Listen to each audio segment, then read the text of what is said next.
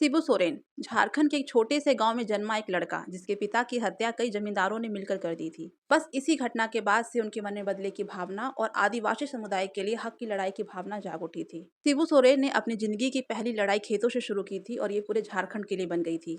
धनकटनी आंदोलन से लेकर झारखंड मुक्ति मोर्चा तक उन्होंने आदिवासियों की जमीन, जंगल और जल की लड़ाई संसद तक पहुंचाई। उन्होंने कभी खुद को नेता नहीं कहा, हमेशा वो खुद को समाज सेवक ही कहकर पुकारना पसंद कराते थे। 2002 में झारखंड बना और 2002 से 2005 के बीच में झारखंड के 3 सीएम बने और जिसमें से तीसरे नंबर पर शिबू सोरेन थे। लेकिन झारखंड के इतिहास में सबसे कम समय के लिए मुख्यमंत्री रहने वाले यही व्यक्ति थे। संसद में बहुमत साबित नहीं कर पाने की वजह से उन्हें 10 दिन के अंदर ही इस्तीफा देना पड़ गया था। लेकिन फिर वो लौटे और 2008-9 में झारखंड के मुख्यमंत्री बने। आदिवासियों की उम्मीद और भावनाओं का प्रतीक बनकर उन्होंने संसद में 8 बार और केंद्र सरकार में मंत्री रहकर भी काम किए। लेकिन फिर समय ने करवट लिया। 1994 में शिबू सोरेन पर उनके निजी सचिव शशिनाथ झा की हत्या के आरोप लगे। सीबीआई का आरोप था कि शशिनाथ झा को कांग्रेस और जेएनएम के कथित घोटाले, जो कि सांसदों के खरीद और फरोख्त की घोटाले थी, उसकी पूरी जानकारी थी और इसी जानकारी की वजह से उनकी हत्या करके झारखंड में कहीं दफना दिया गया। सीबीआई के जांच में शशिनाथ झा को शिबू सोरेन के साथ अंतिम बार देखा गया था। इस आरोप के बाद सीबीआई ने शिबू सोरेन को आजीवन कारावास की सजा सुनाई, लेकिन 2007 में दिल्ली हाई कोर्ट ने सबूतों की कमी की वजह से उन्हें बरी कर दिया। अगर देखा जाए तो शिबू सोरेन को निचली अदालत ने दोषी करार किया, लेकिन वही उच्च न्यायालय ने उन्हें निर्दोष करार किया। इसीलिए वो कानूनी तौर से निर्दोष थे, लेकिन हमेशा विवादों में घिरे रहे।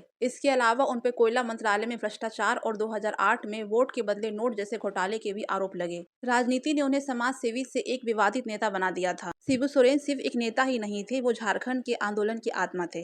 वो पहले नेता थे जिन्होंने संसद और सत्ता की चौखट पर आदिवासी की आवाज पहुंचाई थी। उन्होंने झारखंड को एक राज्य बनाने की लड़ाई में अपना पूरा जीवन झोंक दिया। अगर देखा जाए तो शिबू सोरेन उस अखाड़े में सबसे अनुभवी पहलवानों में से एक रहे। उन्होंने झारखंड को पहचाना, झारखंड को लड़ाया, लेकिन राजनीति के दलदल में खुद को पूरी तरह से पाक साफ नहीं रख पाए।